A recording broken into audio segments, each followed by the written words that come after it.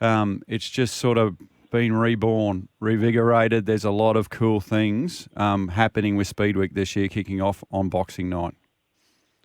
Look, I think we were looking back to the history of that, and I remember vividly how that all came to be, because at the time, David Lander had sold Parramatta, and basically Brian Healy was actively, along with Stephen Green, pursuing, the big game names from World Series sprint cars to come off the road and spend that time, in Sydney. And I remember thinking at the time, wow, we better get our act together. And there's a group of the track promoters, from, Speedway City, Murray Bridge, Mount Gambier, Avalon, and Warrnambool. And I openly said to them, if we just lay here and pretend that they're not going to be enticed to go and stay in the one place for, a couple of weeks rather than come out the road with us, we're quite foolish. And I went to Proton and said, hey, can you guys come on board? Would you be interested in helping us provide a couple of vehicles as incentives? And then I said to the promoters, all right, what can you do? Can you guys get involved here? We're going to make this 10 grand to win a night, or we're going to put a big point fund on, or what are we going to do? And ultimately the promoter said, let's make it 10 grand to win. I said, well, I'll put the Proton Jumbuck up as a series prize. And away we went. So we birthed Speedweek through necessity. It was a case of, we're going to lose some of these drivers to Sydney if we don't get our act together. And basically that's how it was birthed, I think, back in 2003 or thereabouts. And as we know, Max Dumpty went on to become a Proton dealer. History will show he won just about everything, along with Brooke and Jason Johnson. And it's got a 21-year history. And, I've really enjoyed, getting back into the idea of recreating it, along with Clay Per View with your coverage, Jared. I'm particularly excited about revitalising how we present it online as well as to the fans. And we've borrowed quite heavily from the High Limit Series. We've gone to their format with the one heat format and the idea of having the A main finished or at least on track by 9:30. And the teams are excited, and I think the fans will be as well as a result of that. And that whole process, and I know from our listeners wouldn't know, but from the backstory of all that, you guys really engage with a lot of team owners and car owners and obviously the tracks to formulate a bit of a plan. There's been a lot of thought and effort gone into revitalising this. Well, we had to, and you guys know only too well that there's an ecosystem between fans, race teams, owners, sponsors, promoters, and everybody needs everybody. But ultimately, if you don't have the buy-in from teams, you don't engage them and say, well, what do you guys want to do? What suits you? And the overwhelming feedback we got, guys, was the tyres are expensive, diesel is expensive, and we need to try and address the rising cost of racing in any way we can. And one of the easiest ways to do that was to reduce time on track, which was not necessarily directly contributing to the night itself. So having one set of heats or having one set of qualifying rather than doing the gold, silver, bronze shootout, things like that.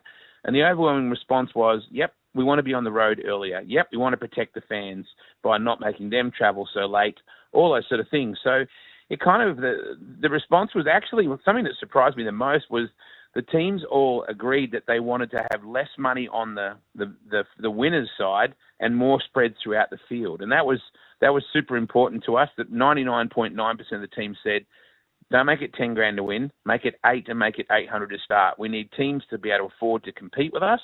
So the deeper the money pays through the field, the better off we are. So there was a lot of things that came out of it. I was like, geez, I'm glad we listened to these guys because we desperately need their input. And I guess it's an exciting time. Like myself and Ryan Harris spoke a couple of episodes ago on Speedway Nation just about, hey, let's just calm down the rhetoric about everyone's saying that this Speedweek's going to kill another Speedweek and High Limit's going to ruin things. Yeah. And it's an exciting time for the sport. We spoke about, hey, Sydney, like you mentioned earlier on, Sydney's always done their own thing. The West has always done it. It's a really, really exciting time for the sport.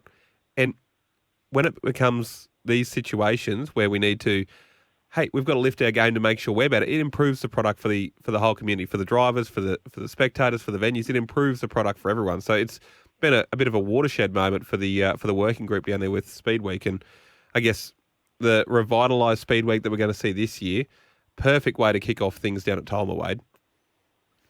Oh, absolutely. And I think we've known for some time that the high limit thing was coming and going to be a reality.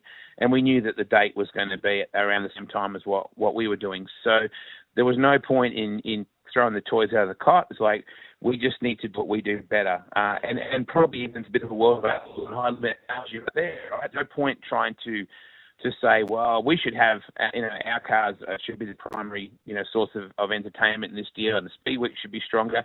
It's like it's Western Australia and South Australia, Victoria. It's not Victoria and, southern New South Wales. Definitely there's an ecosystem that the West will do a great job with high limit. Kwinana is definitely the premier, not to use that term, but the outstanding venue in this country that's really been rewriting the record books.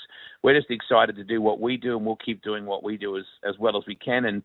And you're right, Tolma has predominantly been one of the major reasons I think we've been able to maintain the interest. Is everybody's excited about what has Wayne Rower and his team done in border town South Australia. We just need to protect this little group of people, because Speedway at times can destroy itself with its best intentions. So we just need to make sure everyone remembers this is a new venue. It's going to take some time to iron out the bugs, but there's a very passionate group and a very passionate little town behind it. Yes, it's certainly giving us, I guess, something to get really excited about with this Speedweek this year, between the reinvigorated format, the fresh presentation of the series, plus obviously Tolma coming on board. There is so much hype around seeing that first big race meeting their weight on. Looking forward to having you back on tour as well with Speedweek this year. It's an exciting time for the sport. We certainly thank you for taking your time to touch base with us today, but really looking forward to that December period coming up for the sprint car community. I can't wait, guys. And like you said, let's just love this sport to life, not love it to death. I think it's got a huge amount going for it this year in particular. So let's just pump it up and talk it up like you guys are. And I really appreciate your time as always, guys. Yes, we're certainly in a very good space for the sprint car communities. That's we might take a quick commercial break, Ryan, and come back on the other side of this with Speedway Nation on the SEN Network.